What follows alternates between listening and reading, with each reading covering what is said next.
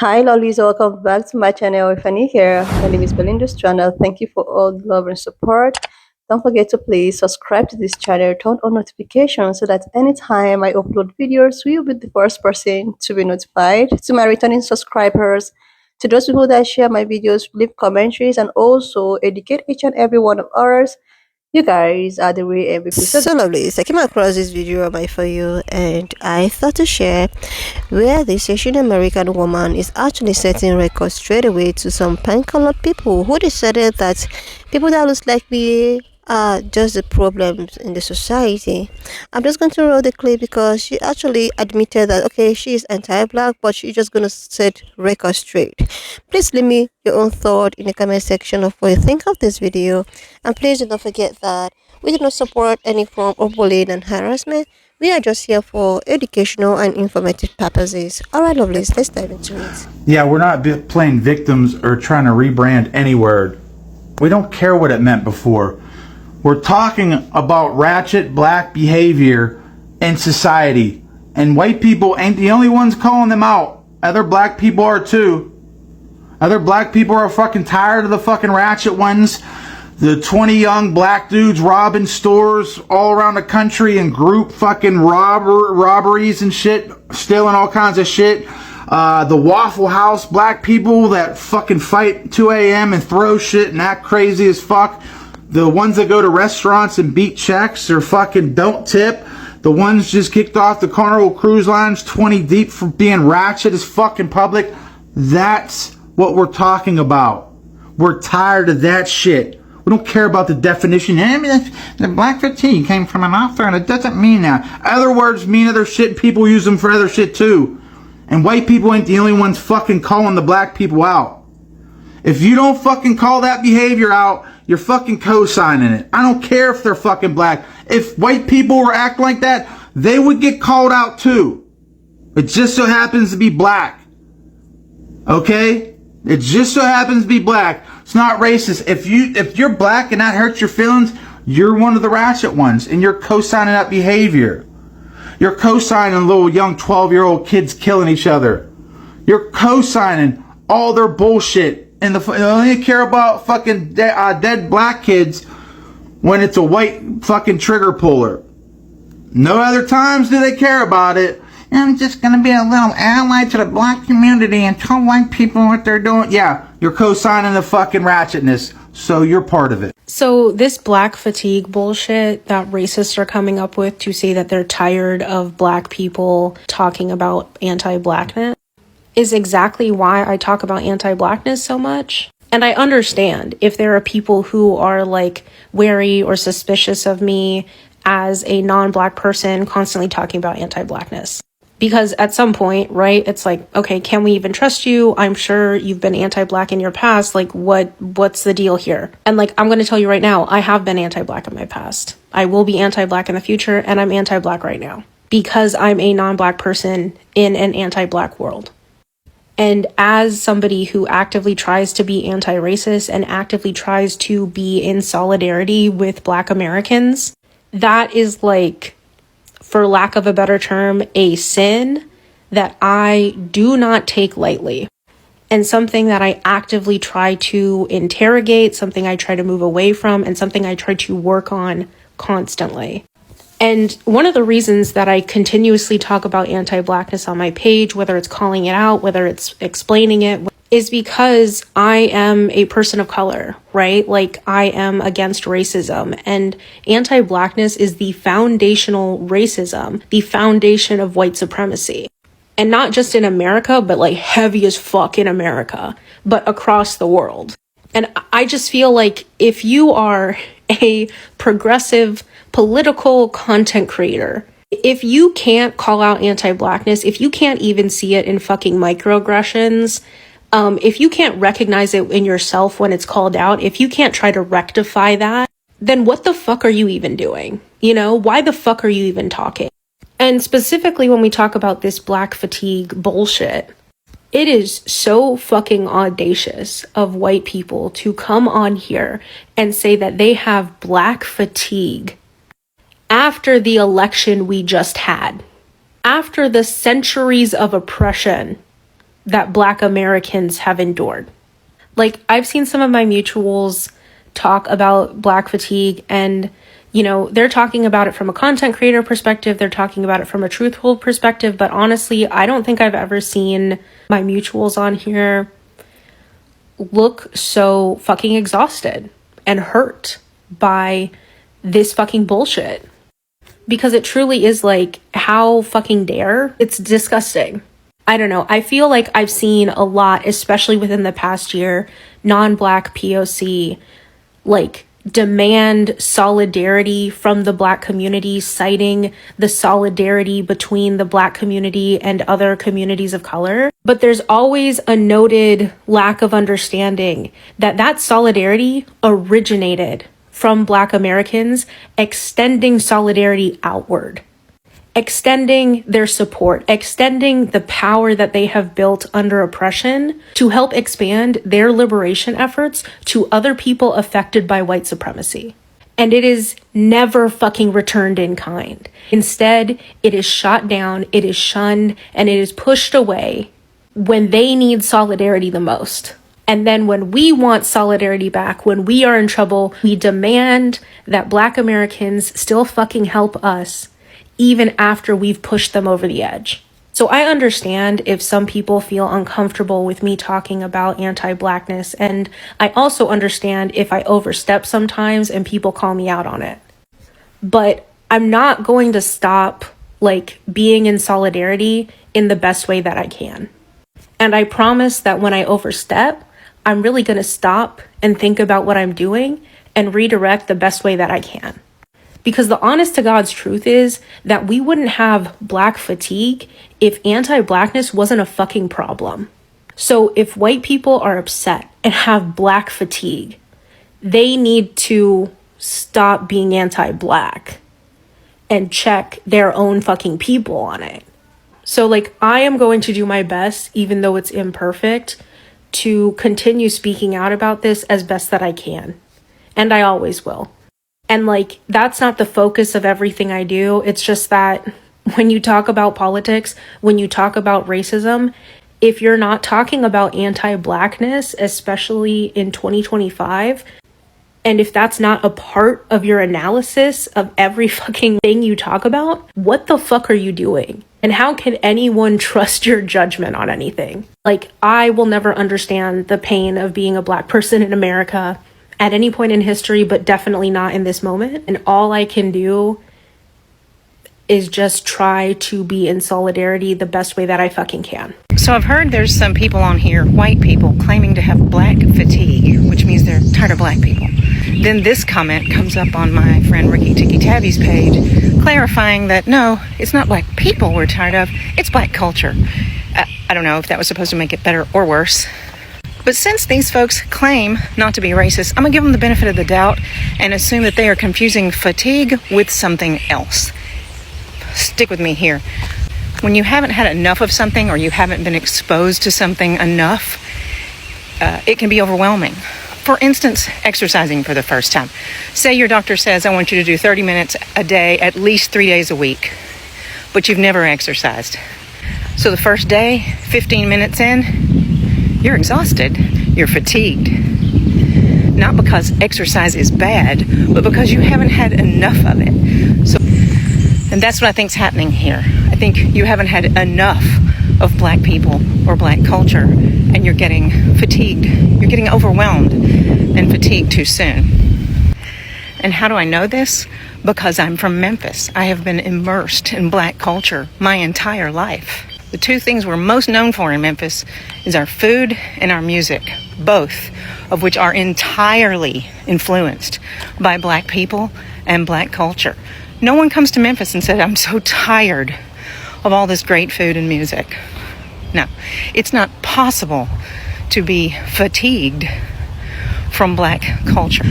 I have had the honor of being influenced by Black teachers, classmates, co-workers, colleagues, friends, and family.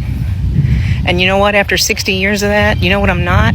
Fatigued. You know what I haven't had? Enough of it. Oh, take it from somebody who's invited to the cookout. The cure for your fatigue is more exposure.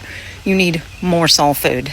more soul music, more R&B, more hip hop. You need more black friends. That'll cure you. Black fatigue. It's all over my FYP page. Thank you. I am so happy that this is being brought up. And oh, by the way, for us white people that have been around the block a long time, this isn't new to us. We've been dealing with this for over 40 years. Here's my story. This is about 2015. I'm at Put-in Bay. Put-in Bay's on South Bass Island in Lake Erie. There's a bunch of bars out there. It's a great place for adults to go play. Think of Pat Daly, Mad Dog Adams. If you don't know those guys, think of Jimmy Buffett. I'm sitting on a bench on Delaware waiting for my wife, who's in a shop shopping. And at the time, the traffic is two ways. And I think I witnessed why it is no longer two ways. It's a Saturday afternoon. The island is packed. The traffic is bumper to bumper. These two guys going in opposite directions decide to stop and have a chat. Not for a couple seconds, not for a couple minutes, but I think it was around 10 minutes before people started to threaten them. But around the 5-minute mark, I'm just sitting there with my arms folded, just shaking my head.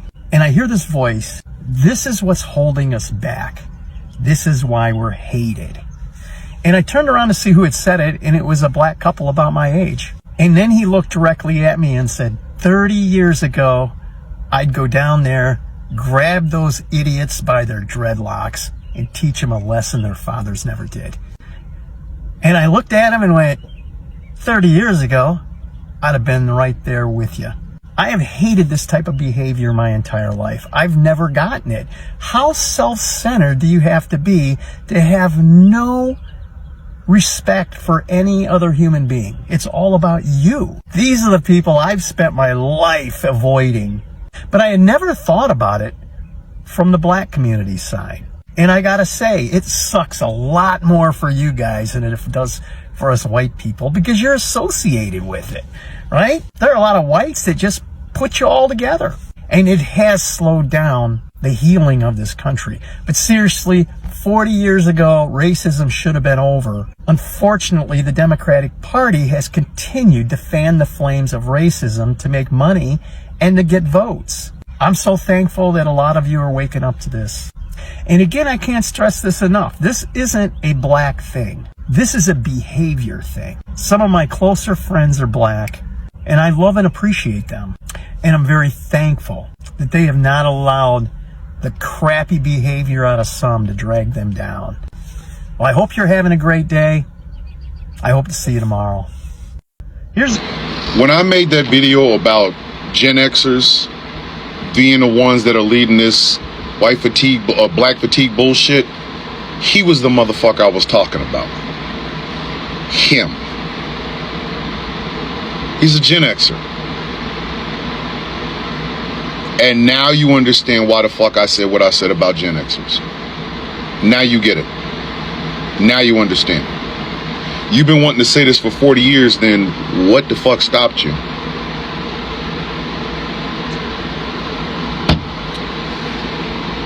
What happened? Did your balls drop off?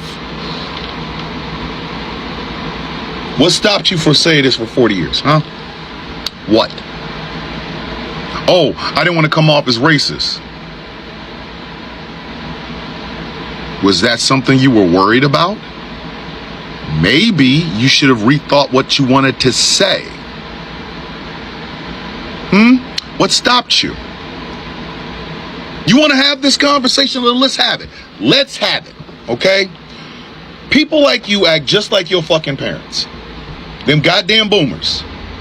Except y'all are not carrying N-words go home signs. Y'all not screaming at little black girls trying to go to kindergarten. No, you were the type that wants to pretend like your generation, we're all together, but you have never liked us. That makes sense. We've never liked you either.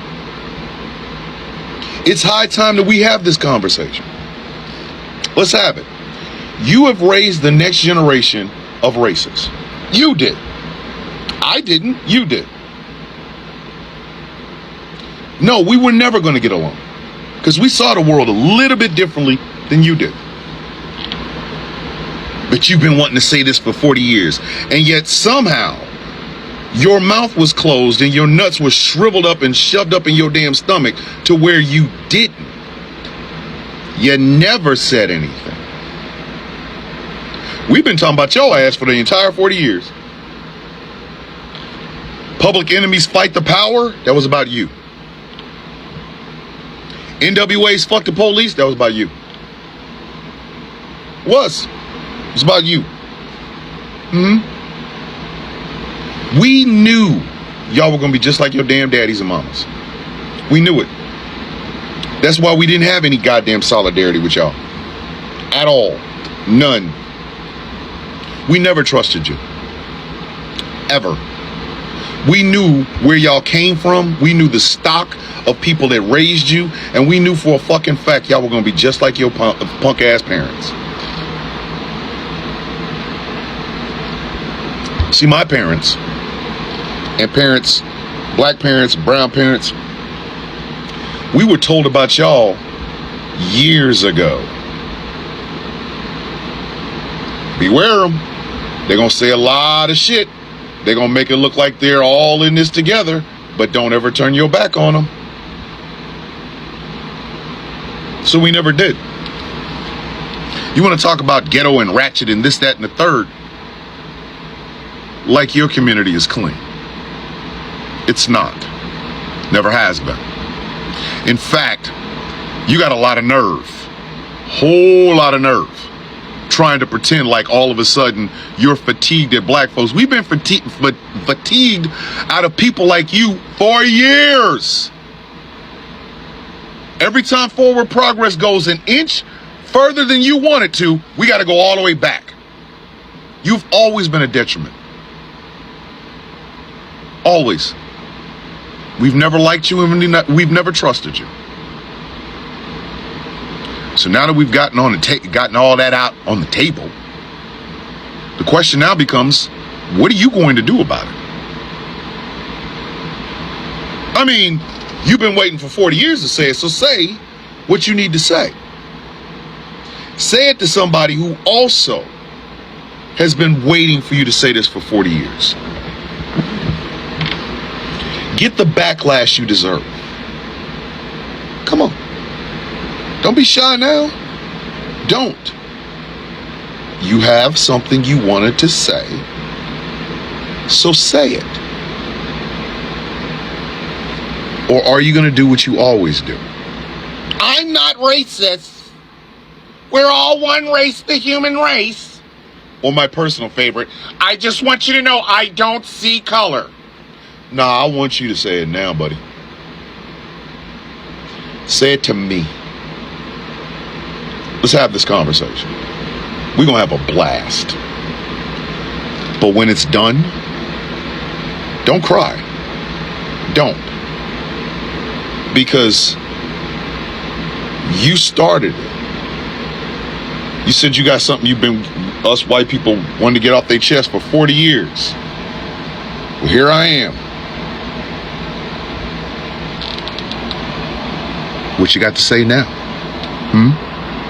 Why is racism coming back? More buzzwords to justify it. The newest one is black fatigue. Before that, it was DEI. You understand there's never anything good enough for these races, right? Let's explain what black fatigue actually is. Black fatigue is actually a book on how racism erodes the mind, body, and spirit and explores systemic racism and its effect on black people. These racists aren't even smart enough to know the definitions of the words they're using, such as DEI. Why are we giving them any attention? And why are they increasing in number? Most people that are racist have zero black friends, have never interacted with a black person in their life, but they're somehow racist still because they're chronically online. You chronically online people need to get a life. Yeah, you're chronically online. No wonder you're so scared and angry at everything all the time, and you're looking for an outlet. And for some reason, that expression comes to making up some new crazy buzzword to be obsessed with a group of people that have no idea who you are and have never thought about you, but your entire thought process is on them. We're actually talking about race in 2025 and justifying 5-year-olds getting called slurs with autism. What? And I go outside in real life and none of y'all are outside. They're chronically online. But go ahead, keep dropping your videos. We're gonna find out who you are. We will.